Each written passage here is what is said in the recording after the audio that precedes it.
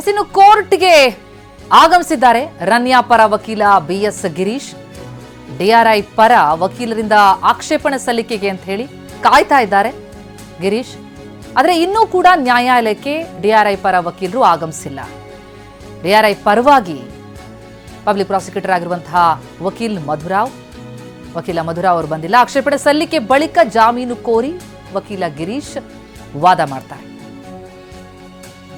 ಈಗಾಗಲೇ ಡಿಆರ್ಐಗೆ ಸೂಚನೆಯನ್ನು ಕೊಡಲಾಗಿತ್ತು ಕೋರ್ಟ್ನಿಂದ, ಆಕ್ಷೇಪಣೆ ಇದ್ದರೆ ಸಲ್ಲಿಸಿ ಅಂತ.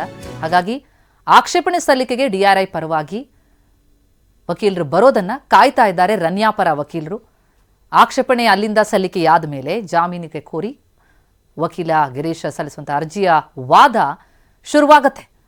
ಈಗ ನ್ಯಾಯಾಂಗ ಬಂಧನ ವಿಧಿಸಲಾಗಿದೆ ನಟಿ ರನ್ಯಾಗೆ. ಮತ್ತೊಂದು ಕಡೆ ಜಾಮೀನಿಗೆ ಹಾಕ್ಕೊಂಡಿದ್ದಾರೆ. ಡಿಆರ್ಐ ಪರ ವಕೀಲರು ಈಗ ಆಕ್ಷೇಪಣೆಯನ್ನು ಸಲ್ಲಿಸ್ತಾರೆ. ಆದರೆ ಆಕ್ಷೇಪಣೆ ಸಲ್ಲಿಸಬೇಕು ಅಂತಂದ್ರೆ ನ್ಯಾಯಾಲಯಕ್ಕೆ ಬರಬೇಕಾಗತ್ತೆ. ಇನ್ನೂ ಕೂಡ ಡಿಆರ್ಐ ಪರವಾಗಿ ಪಿಪಿ ಆಗಿರುವಂತಹ ಪಬ್ಲಿಕ್ ಪ್ರಾಸಿಕ್ಯೂಟರ್ ಆಗಿರುವಂತಹ ವಕೀಲ ಮಧುರಾವ್ ಅವರ ಆಗಮನ ಆಗಿಲ್ಲ. ಅವ್ರಿಗ ಕಾಯ್ತಾ ಇದ್ದಾರೆ ಈಗ ರನ್ಯಾ ಪರ ವಕೀಲರು. ಈ ಕೇಸ್ನಲ್ಲಿ ಈಗಾಗಿದ್ರೆ ಮುಂದಿನ ಹೆಜ್ಜೆ ಏನಿರುತ್ತೆ, ಡಿಆರ್ಐ ಆಕ್ಷೇಪಣೆಯನ್ನು ಸಲ್ಲಿಸುತ್ತಾ ಅನ್ನುವಂಥದ್ದು ಸದ್ಯದ ಕುತೂಹಲ ಆಗಿದೆ.